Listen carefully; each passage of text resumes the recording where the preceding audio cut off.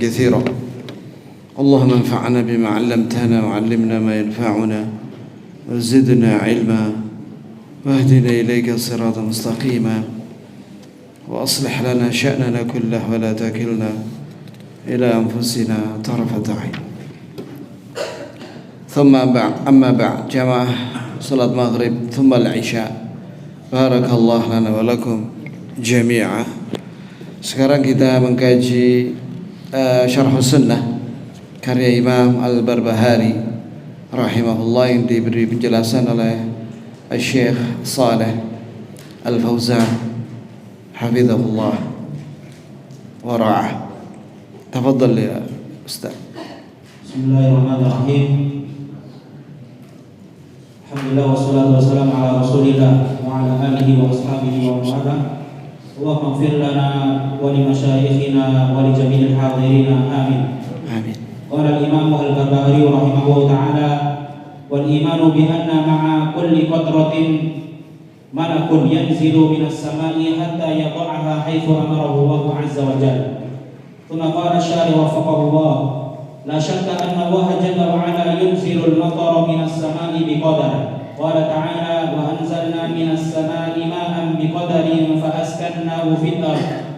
Allah jalla wa 'ala qaddara nuzulal amtar wa qaddara maqadiraha wa kimmiyatiha wal ardh allati tanzilu 'alayha yusarrifuhu subhanahu wa ta'ala kaifa yasha fayasuquhu wa ya'muruhu fayumtiru wa ya'muruhu fayumsik wa ma'ahu malaikah wa jaa fi wasfi Mikail bi annahu mukalun bil qadri wan nabat fal malaikatu yaqumuna bi a'mal wa wakala Allahu ilaihim wa min dzalika al qadru.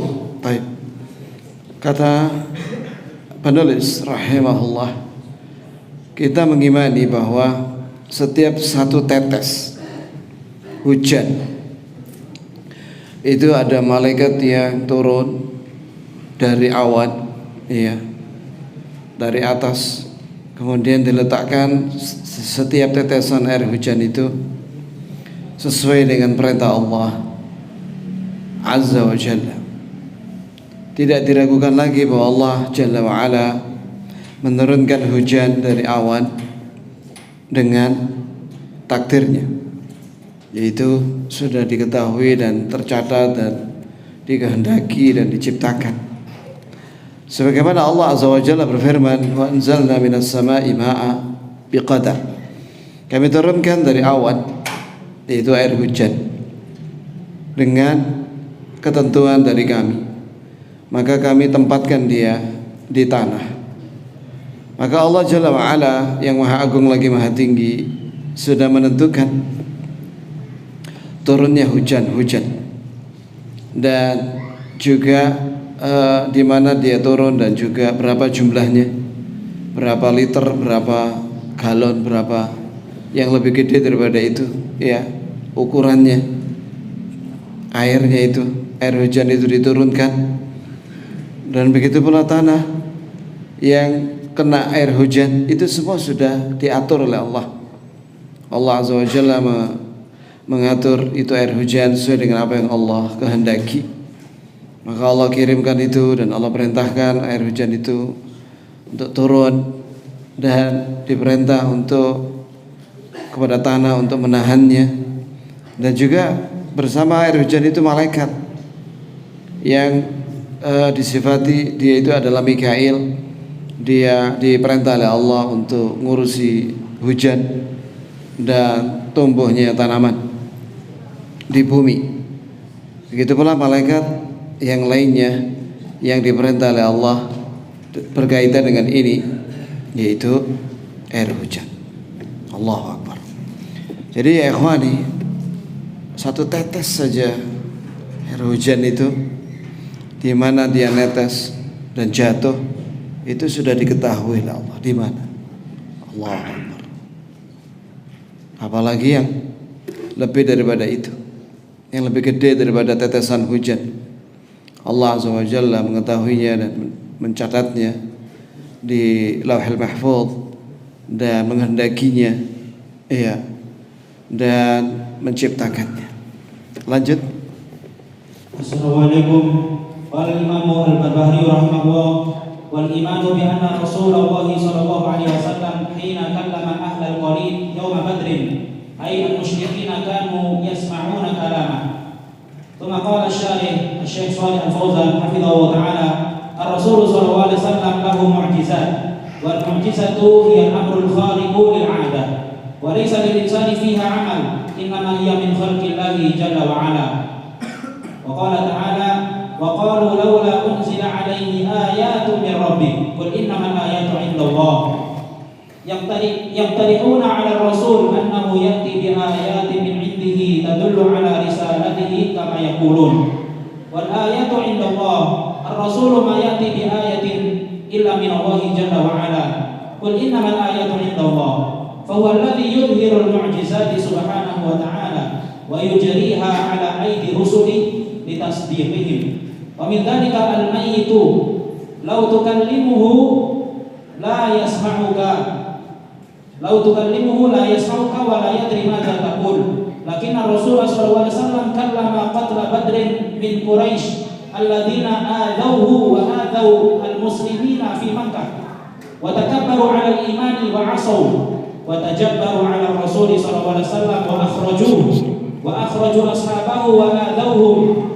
amkanallahu minhum fi badrin faqutilu wa qutilat sanadiduhum wa akabiruhum Syaibatu bin Rabi'ah wa Utbah bin Rabi'ah wa Abu Jahl bin Hisham wa adadun kabirun min akabiri Quraisy qutilu fi Badr thumma amara bihim an-nabiy sallallahu alaihi wasallam faqultu fi qalibin min abari badrin wa waqafa alaihim an-nabiy sallallahu alaihi wasallam wa khatabahum ya fulan bin fulan ya Aba Jahl bin Hisham ya Aba Jahl bin Hisham ya Utbah ya Syaibah ya Umayyah khatabahum wahidan hal wajadtum ma wa'ada rabbukum haqqan fa inni wajadtu ma wa'ada rabbi haqqan qala lahu Umar ya Rasulullah kaifa tukallimuhum wa qad jayyafu wa hum la yasma'un qala ma antum bi asma'a lima aqulu minhum lakinnahum la yantiquna aw la yatakallamuna hadhihi mu'jizatun min mu'jizati Rasul sallallahu alaihi wasallam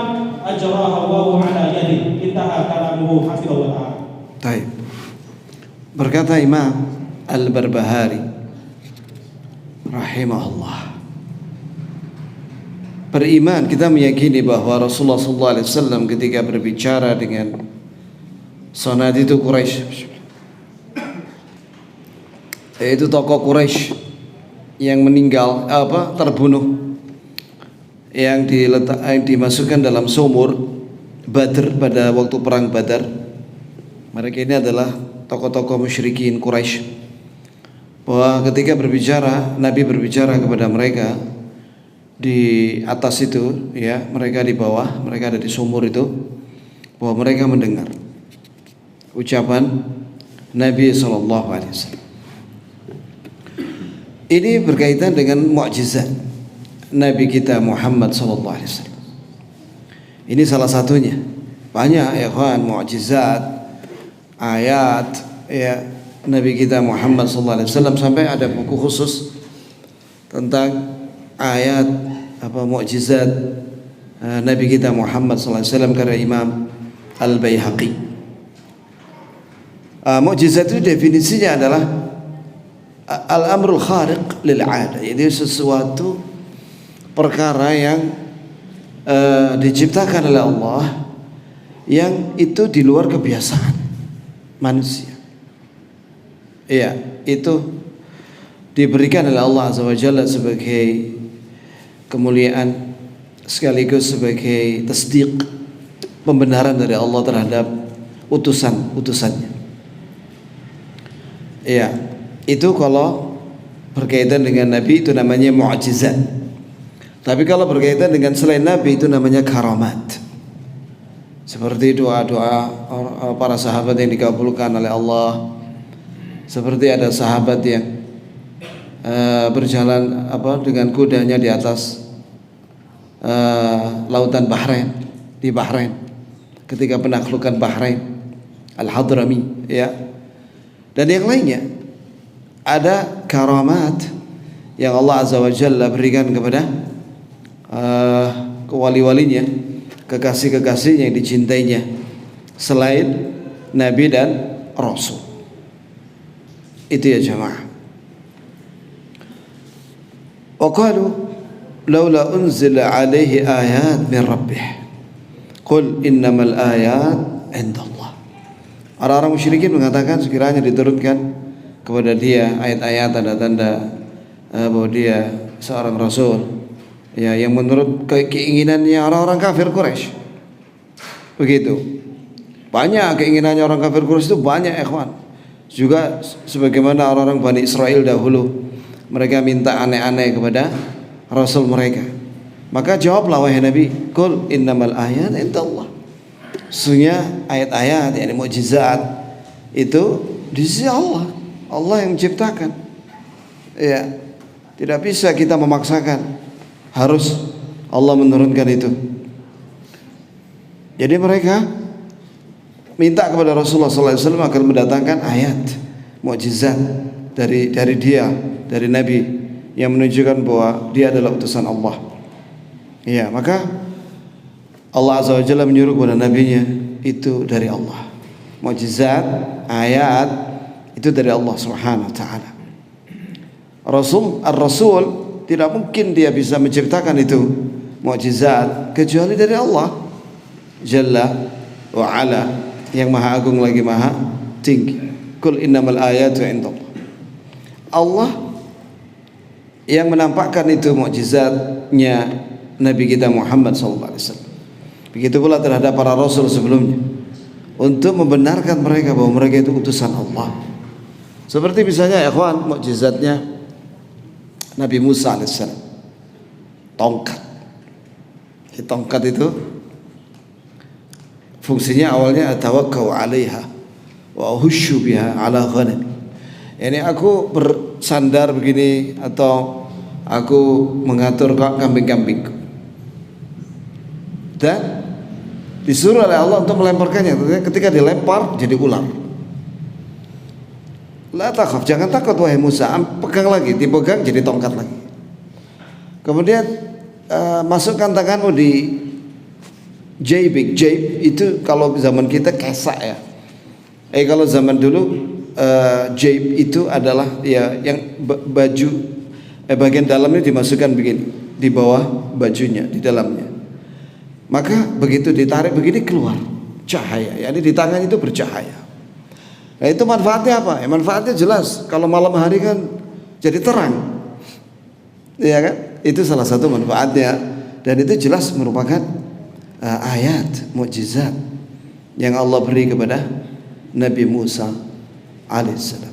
Ingatlah ya kawan, bahwa kata ulama nih ya, semua mukjizat yang Allah beri kepada para rasul dan para nabi sebelum Nabi Muhammad SAW, maka Nabi kita Muhammad SAW akmalu wa aula, lebih sempurna diberi oleh Allah Azza wa Jalla mukjizat dan ayat, ya, lebih sempurna daripada sebelum-sebelumnya. Begitu ya jemaah. Di antaranya ini bahwa Rasulullah SAW berbicara kepada mayat-mayat perang Badar dari Quraisy, yang mana tokoh-tokoh itu Quraisy menyakiti Rasulullah SAW dan menyakiti kaum muslimin di Mekah, dan mereka menolak untuk beriman, dan mereka menentang, dan mereka bahkan mengusir Rasulullah SAW dan mau membunuh Rasulullah SAW. Begitu pula para sahabat diusir. Iya, dan mereka menyakiti para sahabat. Maka ketika terjadi perang Badar, Allah Azza wa Jalla menolong nabinya Muhammad SAW dan para sahabat yang jumlahnya 300 lebih itu, ya, berhasil mengalahkan kafir Quraisy yang jumlahnya jauh lebih banyak, ya, dibandingkan dengan para sahabat. Di antara yang terbunuh adalah sanadiduhum, yaitu tokoh-tokoh Quraisy. Siapa aja itu? Di sini disebutkan Syaibah ibn Rabi'ah, kemudian Utbah bin Rabi'ah, kemudian Abu Jahal ibn Hisham, ya, dan yang lainnya dari tokoh-tokoh Quraisy. Mereka terbunuh di medan perang Badar Maka Nabi SAW memerintahkan kepada para sahabat agar memasukkan itu mayat-mayat musyrikin itu ke sumur Badar yang ada di wilayah Badar. Setelah itu Nabi SAW berdiri di atas sumur itu, ya di pinggirnya situ. Kemudian Nabi berkata, wahai Fulan ibn Fulan, wahai Abu Jahal bin Hisham, wahai Utbah, wahai Syaibah, wahai Umayyah. Nabi panggil satu-satu mereka itu. Apakah kalian mendapati apa yang Allah janjikan dari siksa kepada kalian? Kalian sekarang merasakannya? Iya, mereka merasakannya. Iya, yakni janji dari Allah bahwa Allah Azza wa Jalla mengancam mereka yang musyrik sampai mati itu diazab di alam kubur. Aku mendapati apa yang Allah janjikan kepadaku benar, yaitu Allah menjanjikan aku kemenangan di peperangan ini, dan aku mendapatkannya sekarang. Nah, ketika terjadi sabda Nabi itu, ya, di sumur Badr itu, maka Umar berkata, radhiyallahu anhu, wahai Rasulullah, kau berbicara dengan mereka, bukankah mereka sudah menjadi bangkai, mayat? Mereka kan tidak mendengar. Kata Nabi SAW, yakni kalian tidak lebih mendengar daripada mereka. Ini mereka sangat mendengar apa yang saya sampaikan. Sebagaimana kalian ini mendengar ucapanku, bahkan mereka lebih-lebih lagi. Cuman mereka tidak bisa bicara. Ini khusus untuk Nabi, ya.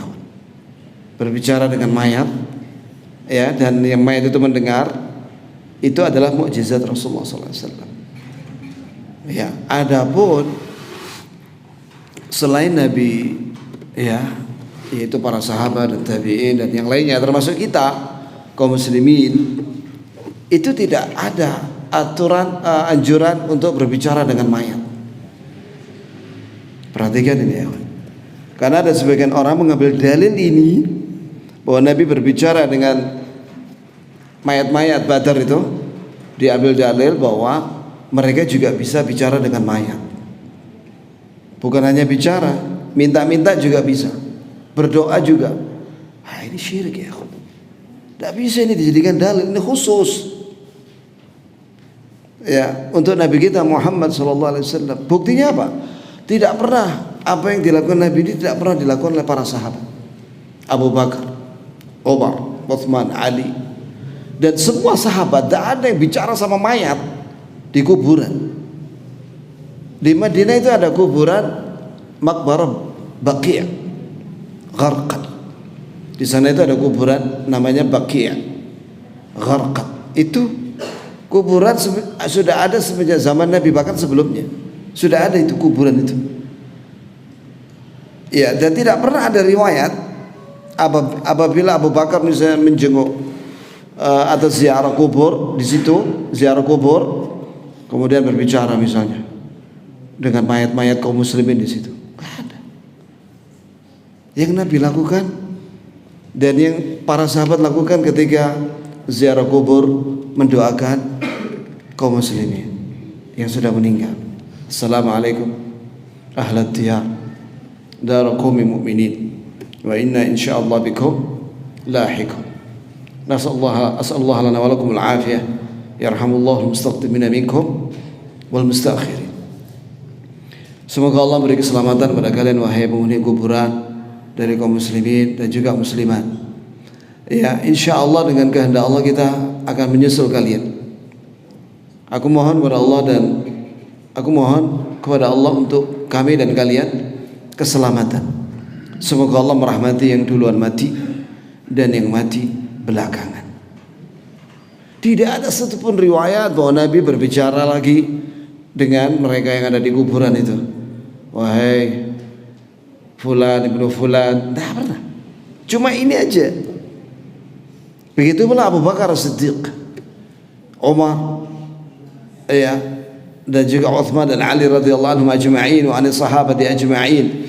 Tidak ada satupun yang diriwayatkan oleh para tabi'in dan juga atba'ut tabi'in setelahnya yang berbicara dengan mayat.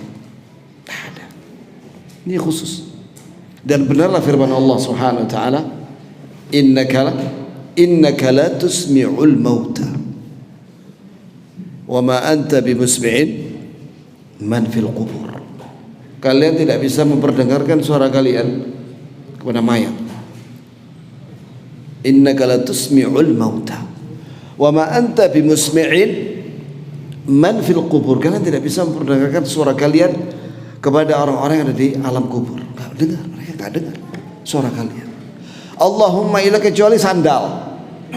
Ya, sandalnya orang-orang yang ziarah mengantar mayat itu, dia mendengar suara sandal, itu saja. Adapun apa yang diperbincangkan di atas itu, doa-doa juga, itu mereka tidak mendengar. Ini penting ya jemaah. Karena ada sebagian orang ya kemudian berbicara dengan mayat-mayat. Ya, dia duduk di dekat mayat itu terus bicara. Seolah berbicara dengan orang yang masih hidup.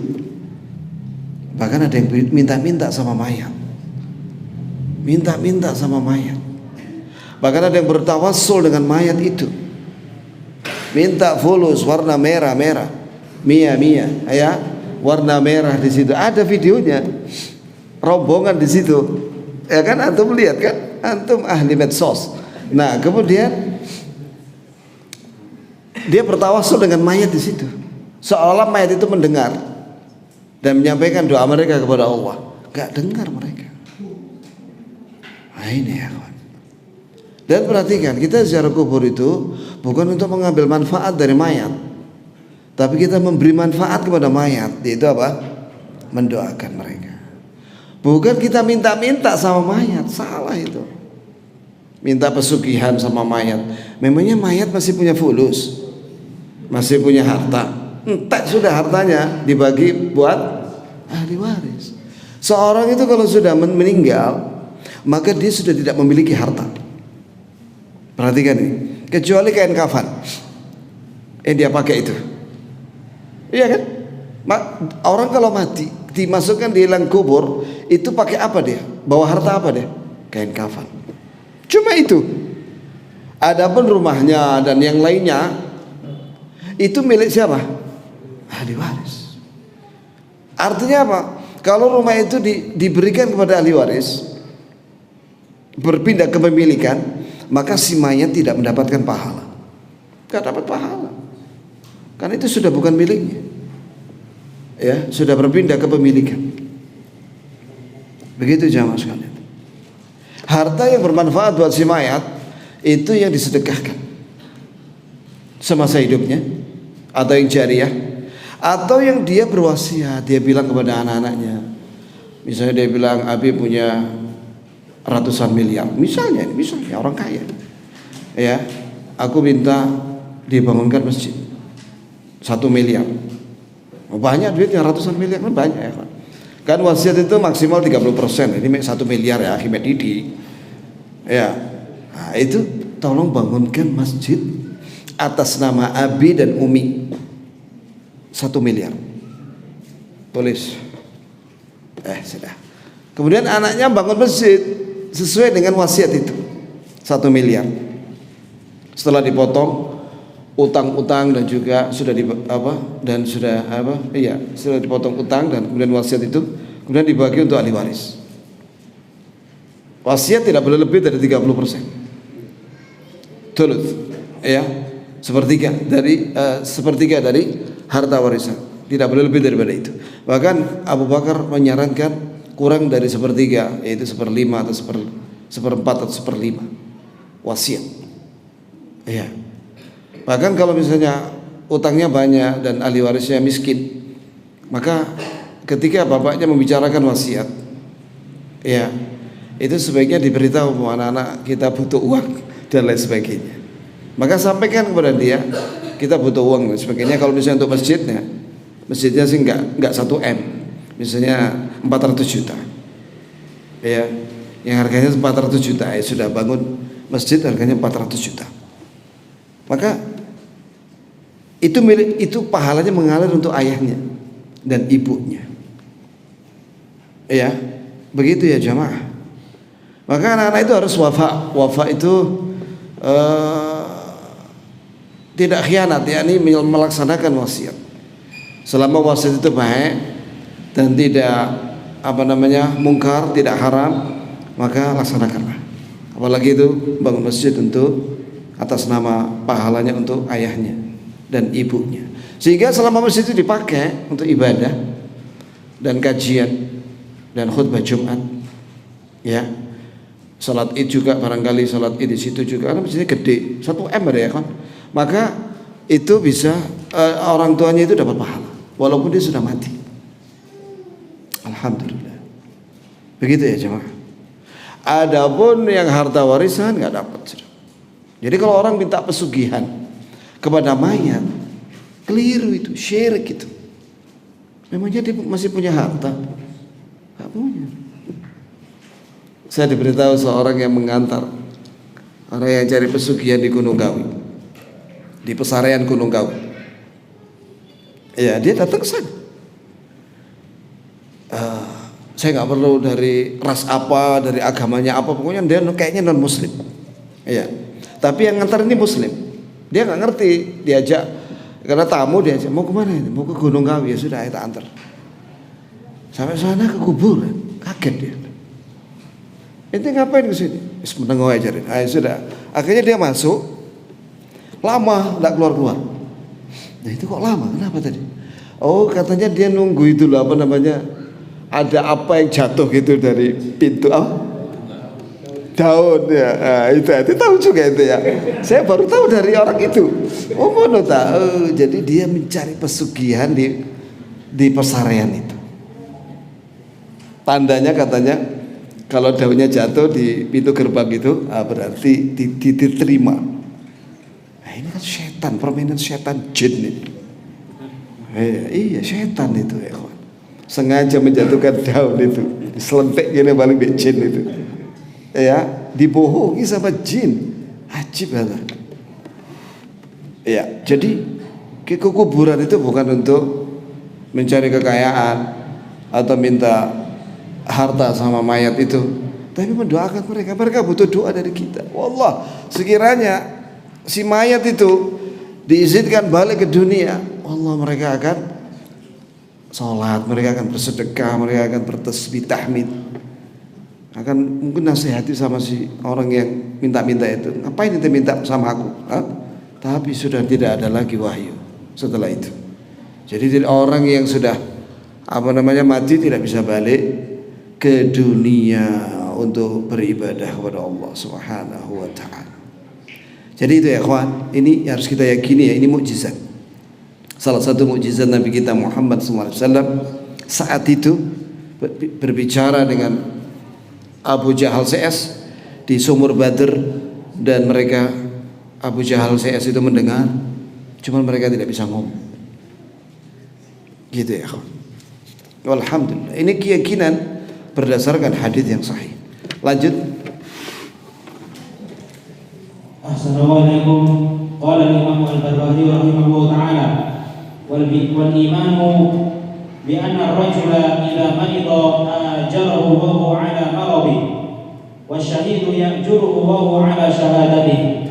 Thumma qala syarih hafizallahu ta'ala Allahu la yudhi'u ajra al-mu'minin wa yujri al-masaiba 'ala al-mu'minina litamhis أو لمضاعفة الأجر فقد يجريها على المؤمن تكفيرا لخطاياه وتمحيصا له من الذنوب وقد لا يكون له خطايا ويجريها عليه لرفعة درجاته لأن الله كتب له درجة في الجنة لا يصل إليها بعمله فيبتليه الله بالمصائب حتى يضاعف له الأجر فيبلغ هذه المنزلة فالمؤمن على خير. ولهذا قال صلى الله عليه وسلم عجبا من أمر المؤمن إن أمره كله خير له خير إن أصابته سراء شكر كان ذلك خيرا له وإن أصابته ضراء صبر كان ذلك خيرا له وليس ذلك إلا للمؤمن. فالمؤمن تصيبه المصائب وهي من صالحه إما أن الله يكفر بها خطاياه wa imma anna Allah yarfa'u biha darajati. Baik, nah, sekarang pembahasan tentang kata Imam Al-Barbahari rahimahullah. Kita meyakini, mengimani apabila seorang sakit, seorang muslim sakit, baik laki atau perempuan ya, maka Allah beri dia pahala ya atas musibah sakit itu. Allah Azza wa Jalla tidak menyia-nyiakan ganjaran dan pahala kaum mukminin dan mukminat. Di antaranya adalah Allah Azza wa Jalla menurunkan musibah kepada kaum mukminin. Ya, musibah itu di antaranya adalah penyakit, sakit. Itu sebenarnya di hikmahnya adalah untuk menghapus dosa orang yang sakit itu. Jika yang sakit itu anak-anak, ya, semoga Allah menyembuhkan semua yang sakit dari kita dan keluarga kita, dan juga yang sakit dari kaum muslimin dan muslimat. Amin ya rabbal alamin. Allahumma shfi mardana shifaan ajilan la yughadiru saqaman wa mardal muslimin. Ya Allah, sembuhkanlah yang sakit di antara kami ya dengan kesembuhan segera dan tidak meninggalkan bekas sakit sama sekali, dan juga sembuhkanlah kaum muslimin saat ini yang sedang sakit. Amin ya rabbal alamin. Nah, di balik sakit itu yang Allah turunkan, hikmahnya adalah di antaranya adalah litamhis, untuk membersihkan dosa orang-orang yang sakit itu. Lah kalau anak-anak yang sakit gimana? Kan anak-anak itu nggak ada dosa ya. Maka di sini diampuni dosa orang tuanya, karena ini cobaan buat orang tuanya. Ya, cobaan buat orang tuanya. Nah, yang kedua, untuk dilipat gandakan pahala, jelas. Sebab Allah Azza wa Jalla memberi pahala, yaitu pahala sabar kepada orang yang kena musibah itu, yang dia akan mencapai derajat yang tinggi di surga. Itu tidak bisa didapatkan dengan amal solehnya, tapi dengan musibah dan dia sabar dan ikhlas, maka dia bisa mencapai derajat yang tinggi di surga.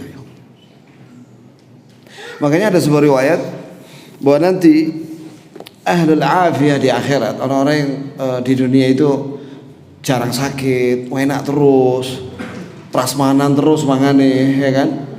Wes enak mau gue, nggak pernah sakit, nggak pernah soro, daripada brojol sampai mati. Itu nggak pernah sakit, nggak pernah soro dia. Dia mukmin, beramal saleh, dia masuk surga. Tapi kalah dengan orang mukmin yang di dunia itu soro, tapi dia sabar, sehingga dia derajatnya jauh lebih tinggi daripada orang ini yang enak terus hidupnya di dunia. Bahkan dia berangan-angan sekiranya dia di dunia itu mendapatkan musibah supaya dia mendapatkan pahala yang tinggi kayak orang itu. Gitu ya kawan. Itu nanti di akhirat. Kalau sekarang kita banyak-banyak minta kepada Allah keselamatan ya ikhwan. Allah minta keselamatan. Sallallahu al-afiyah. Mintalah kepada Allah keselamatan. Dalam kondisi apapun, minta selamat kepada Allah dunia akhirat. Allahumma inna nas'aluka al-afiyah fid dunya wal akhirah. Allahumma inna nas'aluka al-mu'afah fid dunya wal akhirah. Bahkan ada seorang bertanya kepada ini siapa? Sufyan bin Uyainah. Masyhur ini riwayat ini. Seorang bertanya di majelisnya, Sufyan bin Uyainah, siapa dia? Dia itu alimnya Ahlul Makkah. Kalau di Madinah itu kan Imam Malik bin Anas, gurunya Imam Syafi'i, dan juga Sufyan bin Uyainah ini gurunya Imam Syafi'i juga di Mekah. Ditanya sama seseorang di majelis, ayyuhuma a'jabu ilaik, al-faqir as-sabir awil ghani syakir fi afiyah? Mana yang lebih kau sukai wahai Syekh? Menjadi orang yang sabar, miskin tapi sabar, atau menjadi orang kaya yang bersyukur dan selamat, maksudnya sehat badannya dan jarang kena musibah? Ya, maka Sufyan bin Uyainah diam sejenak. Kemudian dia bilang gini, wajadtu wa qara'tu fi surati Sad. Aku membaca dalam surat Sad. Di situ dikisahkan tentang dua rasul. Yang pertama Nabi Ayub, yang kedua Nabi Sulaiman. Di surat Sad itu. Dan dua-duanya dipuji oleh Allah, ni'mal 'abd innahu awwab. Cuman beda kondisinya. Kalau Nabi Ayub alaihissalam itu mendapatkan cobaan berat, yaitu sakit selama bertahun-tahun, sampai dalam kitab Qasasul Anbiya, kisah para nabi itu, sampai tinggal tulang sama daging, ya kan, tulang sama kulit, saking kurusnya. Dan dia tidak minta kepada Allah sembuh, karena dia tahu pahalanya orang sakit keras itu tinggi derajatnya kalau dia sabar. Dan dia sabar. Begitu melihat istrinya membuka jilbabnya, rambutnya hilang, dipotong. Lah, kemana rambutmu? Katanya dipakai untuk dijual, terus uangnya dipakai untuk membeli obat atau makanan. Obatnya ini suaminya ini Nabi Ayub. Langsung dia berdoa minta sembuh sama Allah. Iya, saat itu. Bayangkan itu ya. Ketika dia sakit itu ditinggal oleh keluarganya, maksudnya anak-anaknya menjauh karena takut ketularan. Bahkan dia tinggal jauh dari perkampungan. Iya, itu Nabi Ayub. Tapi dia sabar. Maka ni'mal 'abd innahu awwab. Dia sebaik-baik hamba dan dia orang yang suka kembali taat kepadanya. Yang kedua Nabi Sulaiman. Nabi Sulaiman itu tahu lah ya, kaya raya, dia raja, dia wah macam-macam. Dia punya tentara itu banyak, ada jin ifrit termasuk tentaranya, pasukan jin dan juga burung hud-hud dan lain sebagainya. Kaya raya dia, raja dia. Dan dia bersyukur pada Allah. Dan dia juga dipuji dengan pujian yang sama dengan Nabi Ayub, ni'mal 'abd innahu awwab. Nabi Sulaiman itu sebaik-baik hamba kami dan juga dia orang yang senantiasa kembali kepada kami untuk taat. Kata Sufyan bin Uyainah, dua orang ini Rasul, yang satu diuji dengan kemiskinan dan dia sabar, yang satu diuji dengan kekayaan dan dia syukur dan selamat. Dua-duanya selamat ya. Aku milih yang Nabi seperti Nabi Sulaiman katanya, yang kaya, yang bersyukur, wal afiyah, selamat badan dan jauh dari musibah. Paham ya kawan? Ya. Nah, kalau zaman sekarang gimana ya? Terus terang ya kawan, zaman sekarang ini iman kita orang ini tidak kayak Nabi Ayub. Antum kayak Nabi Ayub kah? Anda mau tanya, siapa yang imannya kayak Nabi Ayub ya kawan? Maka bekerja keraslah antum. Ya, lakukanlah ikhtiar, berdagang dan mintalah kepada Allah dan banyak istighfar. Karena istighfar itu sebab kekayaan juga dan keberkahan. Dan lakukan sebab-sebab keberkahan rezeki. Ojo malas, ya. Tapi berjuang supaya cukup. Begitu ya, kawan. Banyak para ulama bahas tentang sebab-sebab keberkahan rezeki, ya itu. Kecuali kalau dia masya Allah imannya kuat kayak Nabi Ayub begitu, atau di bawahnya sedikit lah. Dia diuji dengan kemiskinan, dia sabar. Ya, misalnya bajunya sobek gitu ya, mek didondomi tok ngono ya kan. Kalau dia bisa seperti Nabi Ayub, masya Allah,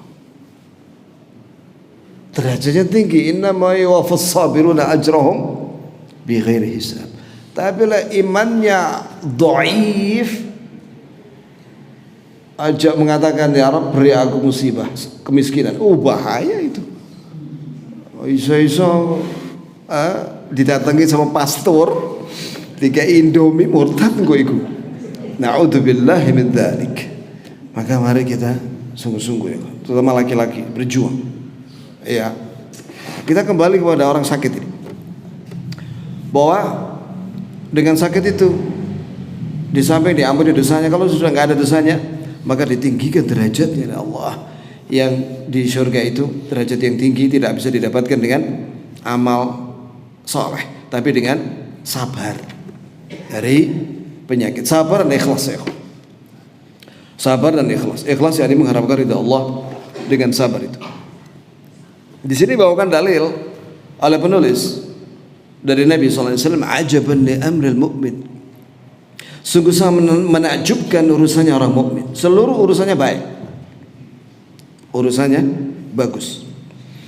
Jika dia mendapatkan nikmat yang menyenangkan dia, maka dia syukur, alhamdulillah. Maka dengan syukur itu kebaikan untuk dia dunia akhirat.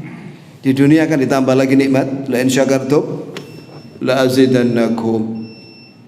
Adzan dulu ya akhi, baru kita lanjutkan sedikit ini ya. Barakallahu.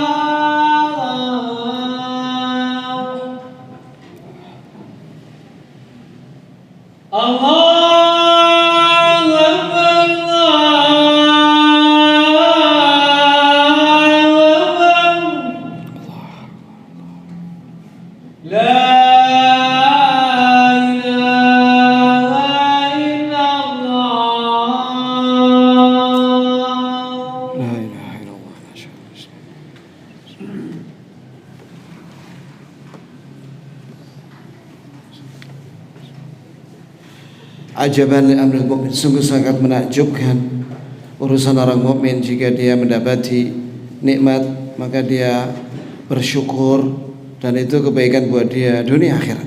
Di dunia ditambah lagi nikmat oleh Allah Azza wa Jalla, dan dengan syukur didapatkan ganjaran di akhirat. Dan jika dia mendapatkan musibah atau yang menyakitkan, maka dia sabar, itu kebaikan buat dia, sabar. Nah, di sini ya ikhwani, menunjukkan bahwa di dunia ini ya ikhwan, tidak mungkin luput seorang mukmin dari dua hal ini. Boleh ditambah lagi tiga. Yang pertama yaitu mendapatkan nikmat, maka mensikapi nikmat dengan syukur, alhamdulillah.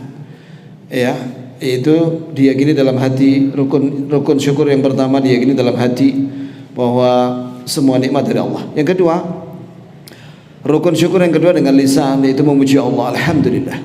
Yang ketiga, rukun syukur dengan anggota badan, yaitu menggunakan nikmat itu dalam rangka untuk mendekatkan diri kepada Allah, itu taat kepada Allah Subhanahu wa taala. Itulah tiga rukun syukur. Kemudian yang kedua, seorang mukmin akan mendapatkan musibah, itu sudah takdir dari Allah Azza wa Jalla. Banyak dalilnya dalam Al-Qur'anul Karim, ya, dan juga dalam sunnah. Maka mensikapinya adalah dengan sabar. Iya, sabar bahwasanya musibah yang turun itu merupakan takdir Allah Azza wa Jalla, kehendak Allah Azza wa Jalla, dikehendaki oleh Allah. Itu kehendak Allah, diciptakan oleh Allah. Masa kita enggak rela? Masa kita marah sama takdir Allah? Itu sudah ditentukan oleh Allah, sudah dikehendaki oleh Allah, dan diketahui dan dicatat dan diciptakan musibah itu. Maka sabar. Ya, sabar itu ada tiga rukunnya.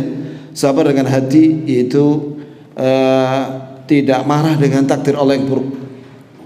Sabar dengan lisan, yaitu tidak mengucapkan kecuali yang diizinkan, yaitu innalillahi wa inna ilaihi raji'un.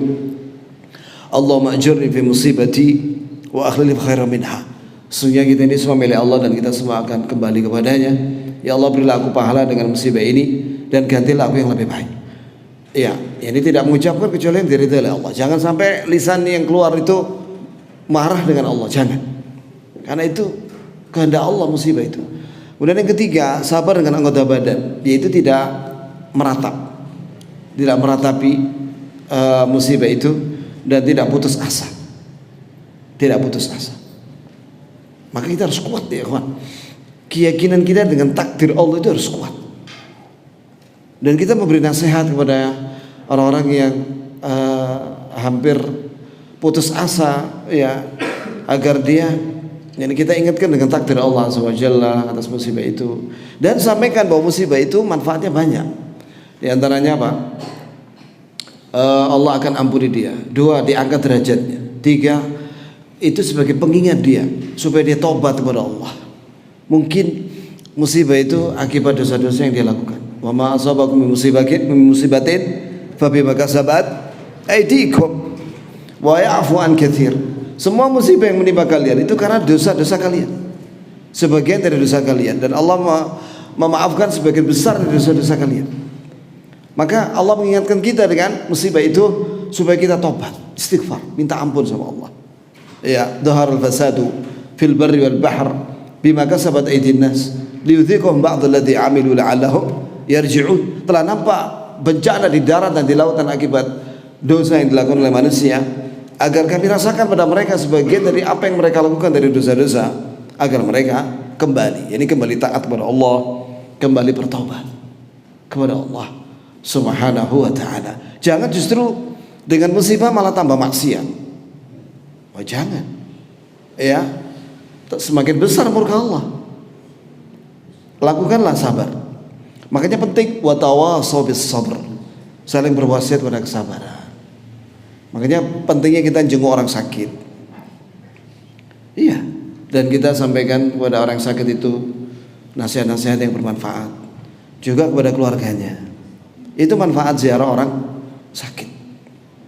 Kemudian yang ketiga, ini juga penting ya kawan, bahwa kita di dunia ini tidak luput dari kesalahan. Itu pasti. Kullu bani Adam khata'. Setiap anak Adam itu banyak salah, dan sebaik-baik orang yang banyak salah, wa khairul khata'ina tawwabun, dan sebaik-baik orang yang banyak salah itu yang banyak bertobat. Maka cara mensikapi kalau kita salah, minta ampun. Minta ampun sama Allah. Astaghfirullah wa natubu ilaih. Astaghfirullah wa atubu ilaih. Maka barang siapa yang bersyukur atas segala nikmat dan bersabar atas segala musibah dan minta ampun kepada Allah atas segala kesalahan, maka dia orang yang bahagia. Sebaliknya, dengan nikmat gak syukur, ngeluh, ngeluh terus. Dengan musibah gak sabar, meratapi terus, dan suudzon sama Allah, wala'iyadu billah. Dan yang ketiga, bangga dengan dosa-dosanya, tidak minta ampun. Bagaimana dia mau bahagia? Ngeluh dengan hati dan lisannya, marah dengan takdir, kemudian juga tidak sabaran dan maksiat terus siang malam. Musibah, ini musibah bertingkat-tingkat sudah, karena menimpa agamanya. Kalau tadi menimpa dunianya, maka sabar. Tapi kalau sudah nggak sabar, itu musibah menimpa agamanya. Sampai ada yang bunuh diri, sampai ada yang meninggalkan sholat, bahkan ada yang sampai murtad. Wala'iyadzubillah. Nah, yang seperti ini karena tidak ngaji ya. Maka pentingnya kita ngaji ya, supaya kita syukur, sabar dan istighfar. Udah 3 itu amalkan dah. Itu tanda kebahagiaan seorang dengan 3 hal itu. Ya. Demikian ya kawan, mudah-mudahan yang kita sampaikan ini bisa kita amalkan, dan semoga Allah tetap meneguhkan kita di atas aqidah Islamiyah sahihah, di atas keyakinan Islam yang sahih, dan kita diberikan keimanan yang kuat, dan diberikan oleh Allah Azza wa Jalla ditolong untuk beramal saleh. Allahumma inna nas'aluka bisari asma'ikal husna wa sifatikal ula wa bi annaka anta Allah la ilaha illa anta al-ahadus samad alladzi lam yalid wa lam yulad wa lam yakul lahu kufuwan ahad. Allahumma ij'alna minasy syakirin li ni'amik mutnina biha 'alaik qabilina laha wa atmimha 'alaina. Rabbana afrigh 'alaina sabra wa thabbit aqdamana wansurna 'ala al-qawmil kafirin. Allahumma ij'alna minat tawwabin waj'alna minal mutatahhirin. اللهم اجعلنا من السعداء في الدنيا والآخرة. اللهم إنا نسألك العافية في الدنيا والآخرة. اللهم إنا نسألك اليقين والعفو والعافية والمعافاة في الدنيا والآخرة. اللهم زدنا إيمانا ويقينا وفقها. ربنا آتنا في الدنيا حسنة وفي الآخرة حسنة وقنا عذاب النار. آمين. وصلى الله وسلم على نبينا محمد وعلى آله وصحبه وسلم. وآخر دعوانا الحمد لله رب العالمين. سبحانك اللهم وبحمدك أشهد أن لا إله إلا أنت أستغفرك.